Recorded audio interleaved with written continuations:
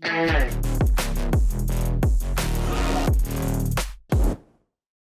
name is Rita Kole.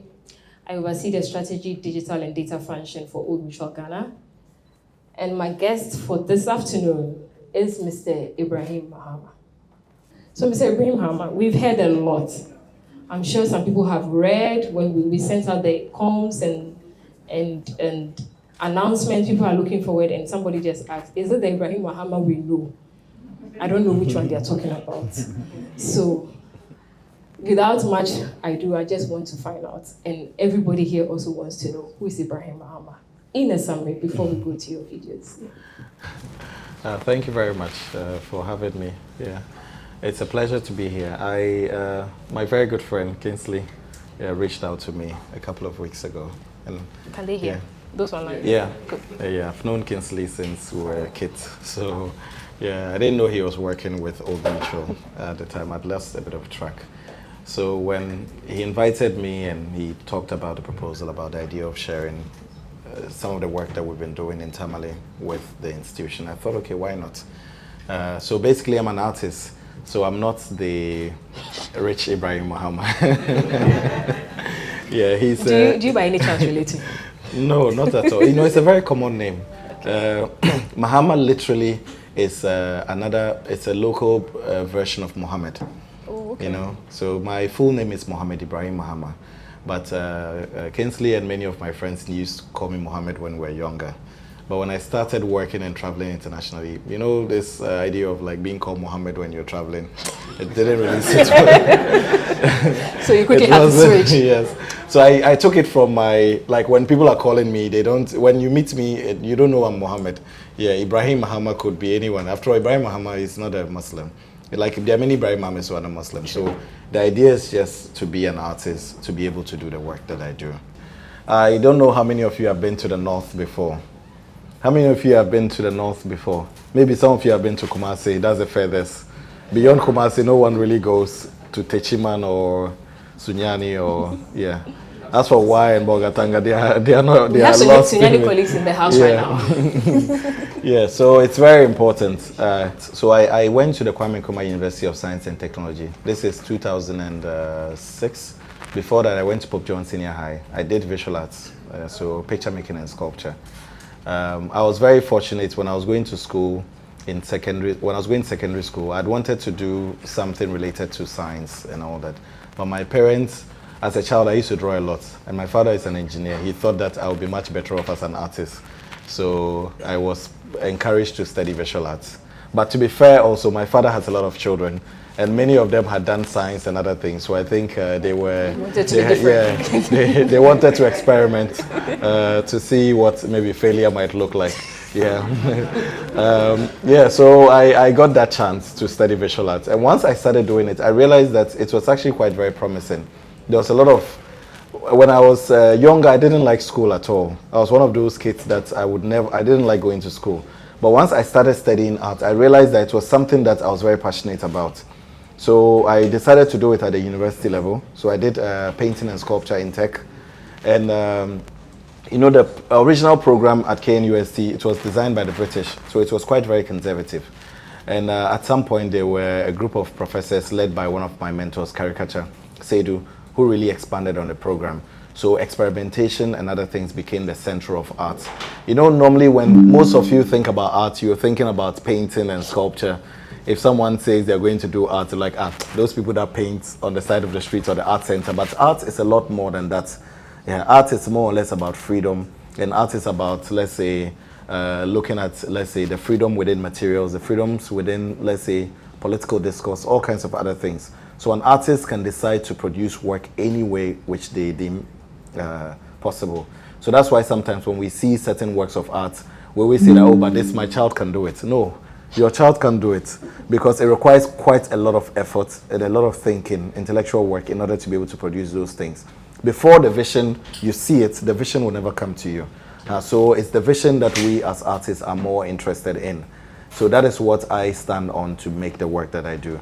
So I have a background in, I have a degree in painting and sculpture, a master's in painting and sculpture, and then I'm currently finishing my PhD in painting. That's in philosophy of painting.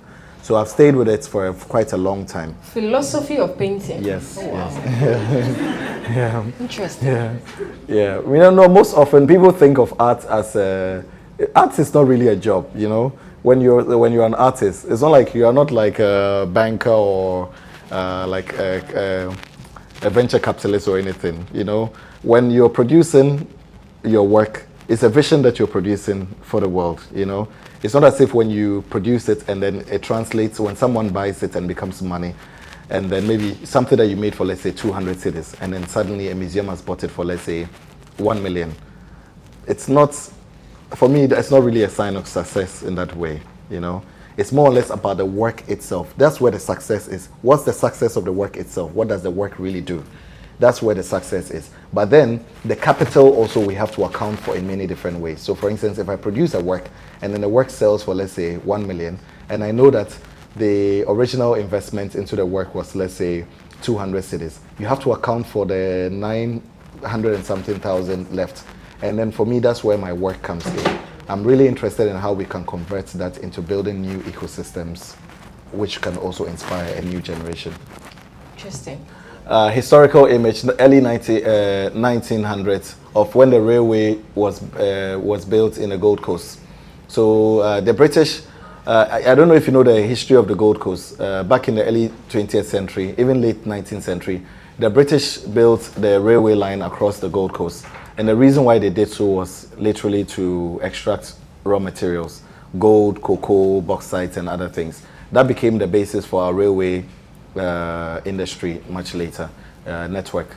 A lot of the labor that went into building of the railway came from the north.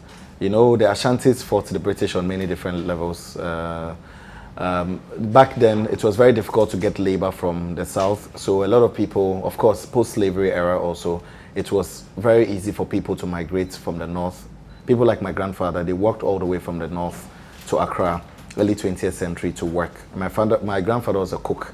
He worked in some of the British boats and all that. And so my father was born in Accra in the early 40s. Certainly, I am interested in the history of that labor and how we can somehow reappropriate the labor in relation to the history of colonialism and everything. So in some of this is an X-ray. So we're very familiar with the Kayayes in Accra.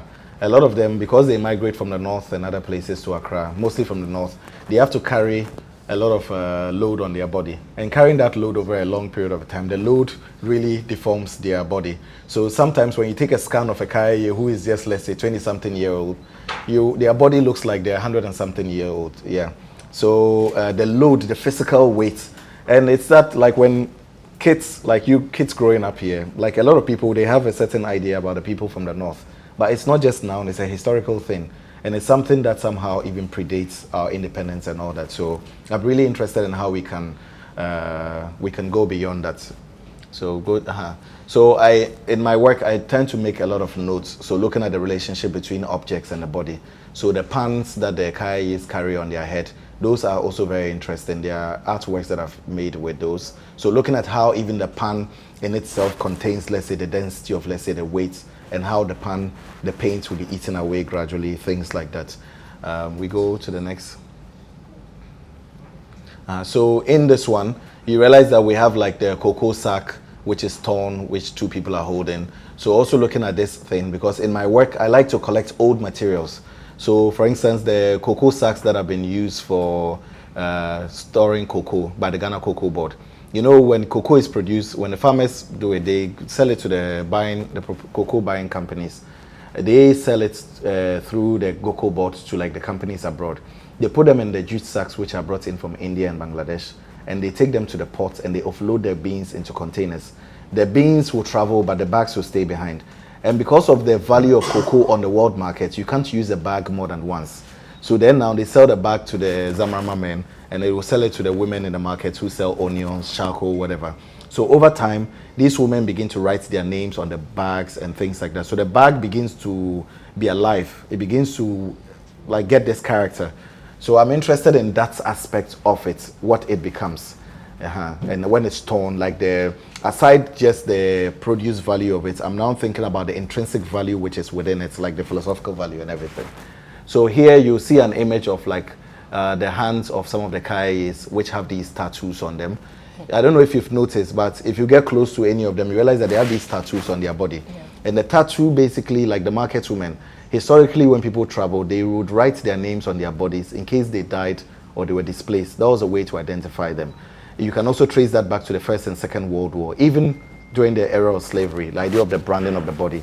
And here, I've superimposed that on a work which I did, which is showing in Scotland at the moment, which is like the leather from the old trains that I collected from the Ghana Railways.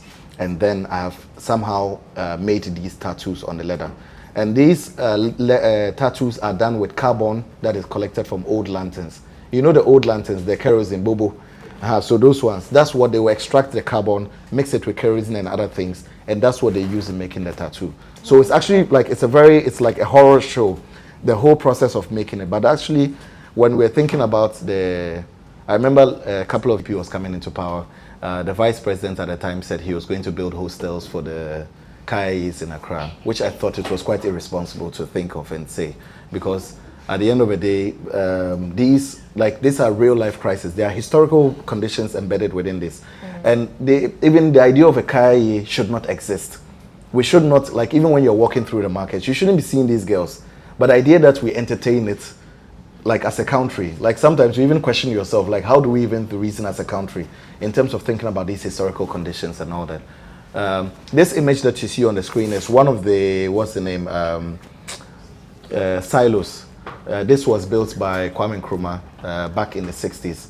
And you know, Kwame Nkrumah had this idea of like I think one of the things that makes Nkrumah interesting is that Nkrumah was thinking about the idea of like economic independence post-independence, because there's no point if you have like freedom and you don't have economic freedom. And that is what the global south is still suffering from, because a lot of the problems that we have is due to debt and many other issues.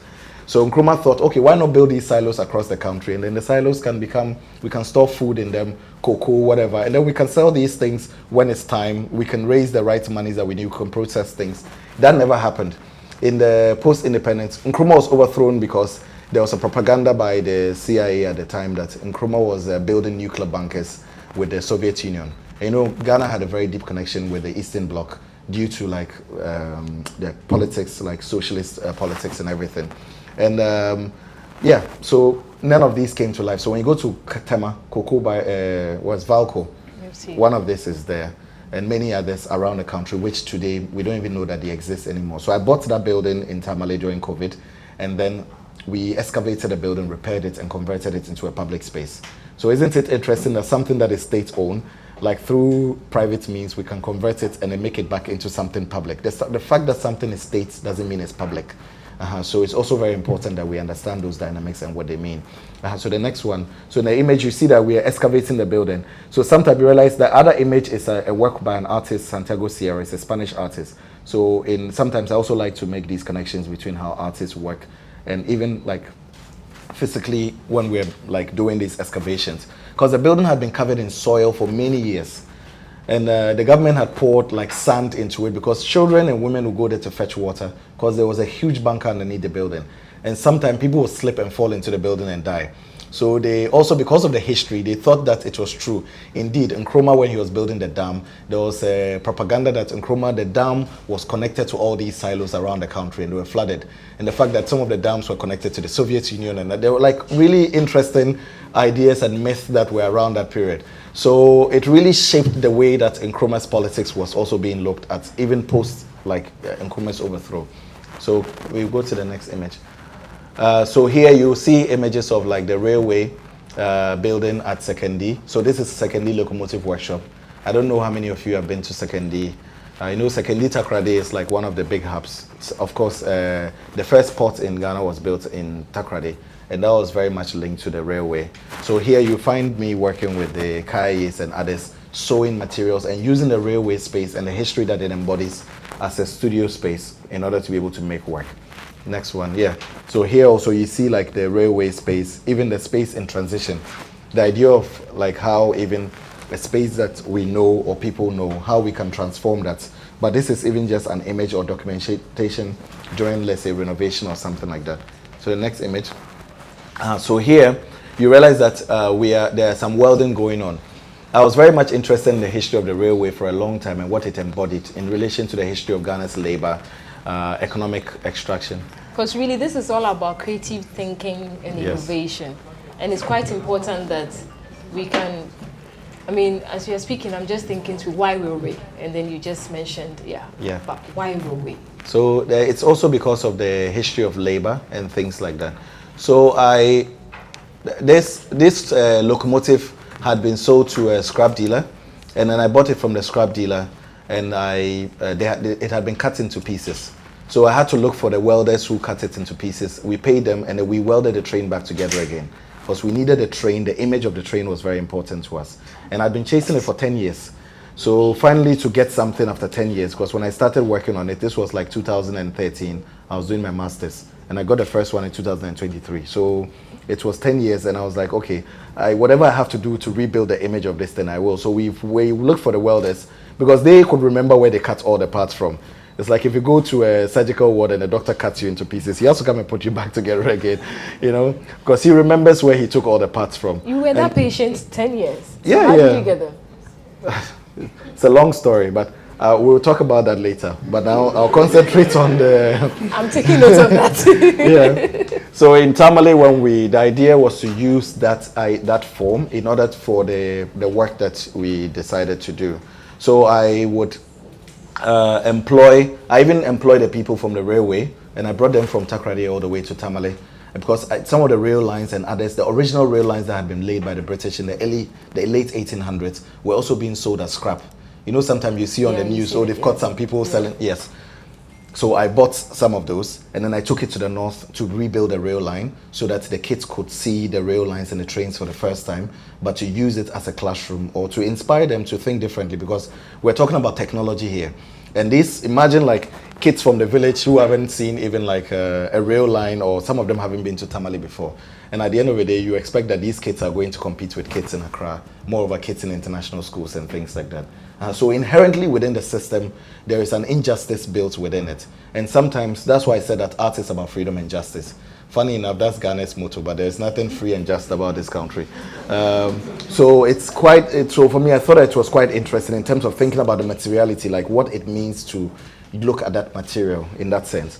So we would work with like as if we're building a road or something. So we do all the things that are needed with the railway workers, and we built, so can we go to the next image? And then we built the railway line in a studio. If you build a railway line in an artist studio, it's not a traditional railway. For instance, you don't go to a railway line to sit down to have a conversation. No, it's not a space for that. We only use a railway line because it is utilitarian. The only time the world reflects on anything is when the system breaks down. And for me, that's where my interest is in. How we can look within the crisis, within the failure, the breakdown, and use that as a means to create new opportunities or new forms of thinking. It's like, it's some kind of an archaeological exercise. But this time around, we are not extracting something from the earth. It's like we are burying something back into the earth. And that burial it's more like an ideological thing. Because if you're somehow burying something back into the earth, then you're also excavating future thoughts, aspirations, dreams, and things like that. And you can, the last slide. Yeah, so here you realize that once it's done, you realize that we use it in many different ways. So it's not just the kids. Sometimes I hear people saying that, but he did it in the north because the people there are villagers. No, it's not about that. If there are people in Accra, Accra is a bubble. There are people here who are even more backward than people who live in villages and all that. So it's not about the cosmopolitan, but it's about the relationship between within the world that we live in. So you realize that even like there are a lot of like Christian, Mormons, and also like white expats and others, like people working in NGOs who live in the north. And a lot of their kids, they come there to play. That's the first time they might be running on the railway track, but maybe they are coming from America or from Europe. And so you ask them, why in America, why wouldn't they go and run on the railway track? Yeah, it will be suicidal. Yeah, but in Ghana, because of the gap and the deficits, it also creates room for a different kind of thinking, particularly when we're thinking about it through arts and culture. So the next one. Yeah, so the juxtaposition. So here, if you look carefully, you realize that one image is the historical image of the Gold Coast trains, the English Electric arriving in Ghana, with the workers trying to put the train back together. And the other one is literally a century apart from each other, where the kids literally looking at these old remnants which are being reinstalled in a very different context.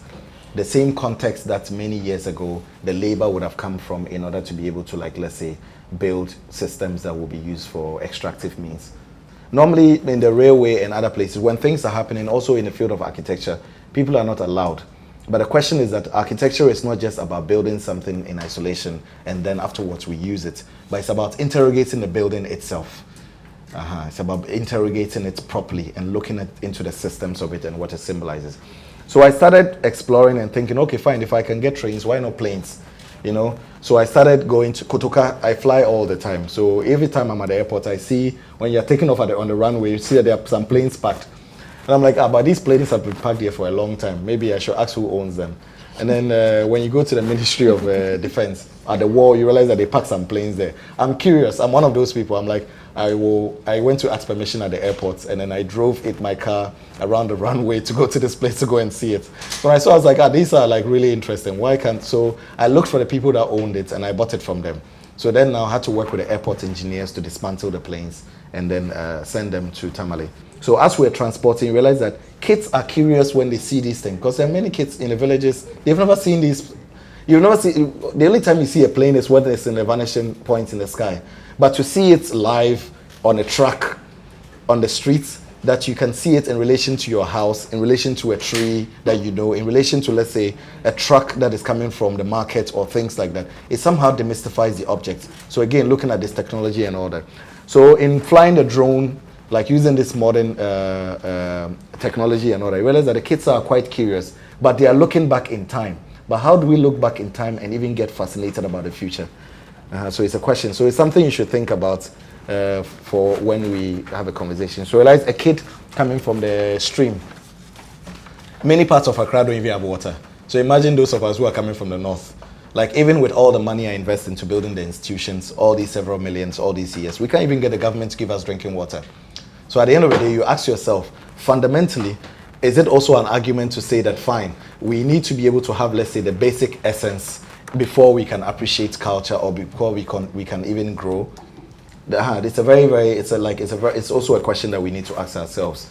So the previous image, you realize that in filmmaking, the only time that we see images like this are when they are blockbusters, big blockbusters, things like that, like when Steven Spielberg or Christopher Nolan is doing like a big blockbuster. But in art, there are many possibilities. Art is only the space that sometimes we pour money into doing things that will not bring any physical like outcome, like in that sense. Because before, when you said you were going to Tamale, with a question someone would ask you that, have you been to the Central Mosque? Because there were certain spaces that you had to be in. But the idea that now we can create new types of institutions that can also create a new relationship to the city is also interesting. So I wanted to make those so the next. So here I deliberately make this juxtaposition. It might not make so much sense to you, but there's a Spanish artist, Francesco Goya, who made this painting about a massacre in Spain during the dictatorship. And I also wanted to do that in relation to, let's say, the cutting of objects. And not just in relation to a particular regime, but in relation to our relationship with the objects around us. Ghana, anytime something is not working immediately, like, let's scrap it, let's sell it. But we never really think, how do we fix something? So it's very important, particularly given like our generation. I always say that we are the last line of defense. If we don't get some things right, it might almost be impossible, because it's not even our children, but our children's children. They are going to be born in a time where life will almost be impossible for them. So here, you realize that I'm showing the kids the scar of the train, like where we welded the trains together. Because they don't believe that, how can you spend all your time, 10 years to put a train back together again just to prove a point? Or to make a point about art. But I'm like, when Jesus came back from when he resurrected, Thomas was doubting him. And there's a painting by Caravaggio, this Renaissance master, who he paints Thomas's finger inside the body of Christ. Yeah, it's true that I'm a Muslim, but I'm quite liberal. So I'm very much interested in knowledge, whichever way that it comes in. So it's very interesting to look at that relationship. In relation to looking at it, in Ghana, we're very religious. Anything religion, we believe. But once it's outside the context of religion, then we become very doubtful. We can drink wine and believe that it's the blood of Christ, but it's very difficult to believe the things around us rather than that. This one. So here we're moving the train by physical labor through the track. So we literally held the train with manpower, and then we are moving it without an engine. So the idea is that if the body didn't have, let's say, the body didn't have a soul, what could drive the body aside the soul within the body? So they are also, that's why philosophy in painting, that's when it becomes important. The idea that we look at the world that we live in beyond what it presents to us. So you can see this image here, the idea of the physical. It's almost as if you've gone to the seaside and you're seeing a man pulling the boat from the sea. It seems more sensible in that sense, but a train, it doesn't seem sensible. But then that's where the poetry is. So here you realize that the men are also carrying the railway tracks and moving them across the space within the institution. And also the relationship to the labor, again, is something that we're looking at. And now you see that the kids are occupying the train. So now it's like a playground. So imagine if we hadn't welded the train together again, this image would not exist. So that is where, so as an artist, that's what I was talking about, the vision. You have to be able to foresee the future and create in the present and go back in the past and pull out things in order to be able to create an alternative future again. So again, all these trains would have been scrapped and cut into pieces. But the idea that these trains are also related to world history, because some of these trains were brought during the Rawlinses era. And what happened in Rawlinses era? That was the time that Ghana fell into like the what's the name? The structural adjustment program. So a lot of the debt conversations that we're talking about today, it goes back then. And a lot of these objects are connected to it. There is a famous image that was taken in New York of this heavy steel when they were building the skyscrapers. And it's called lunch in the air. The workers are sitting like mid-sky having lunch very easily. And someone might think, oh, but these guys, like, they're really brave. But some of the train tracks and things that were brought were also coming from that same timeline. So imagine when the skyscrapers and things were being built in New York. At the time, that's when the cocoa, gold, and other things were also extracted. So now, if we're saving this track and then we are repositioning it, it's also because we are looking at the relationship to time in a very different way. There's this thing about the fact that when you combine two significant points in time and history together, you're able to create this kind of singularity and like a space which sometimes is almost impossible to understand and delve into, but then there's a lot of promise within it. The institution, the way it is designed from the beginning, already is built at a point of segregation. So there's a huge part of the population who already be cut away from it. Even if you're asking someone to pay 1 cedi, imagine a lot of kids go to school without even eating and they go back home. Yeah. You think their parents are going to give them 1 cedi to go to see an artwork. They'll ask them what's even art to begin with. But the idea that we open that up to begin with, the idea that you've created a space, that space of freedom, which as precarious as it is, it allows this man to think that, okay, it's free, I'm going home. The only thing I have to do is to bring the kids in the yellow. Yeah. I don't have to think about going to mobilize 1 cedi, 2 cedi, or 3 cedi to come and pay. If that existed, he wouldn't have brought the kids back. So sometimes it's also about that idea that we have to take a leap of faith. The idea that we imagine that the world that we live in, because people like to think that the world is a much better place than it is. It's not. The world is actually a place which is full of tragedies. And sometimes when you're thinking about it, you have to think about it in a very large context, outside the bubble that you yourself you live in. And then once you begin to think about it within that context, you begin to realize that there is a lot more that we can do that can open up the world beyond what it is. This episode of the NextWave series was themed Innovating with a Purpose. Join us next week for another mind-bending discussion. All Mutual, do great things every day.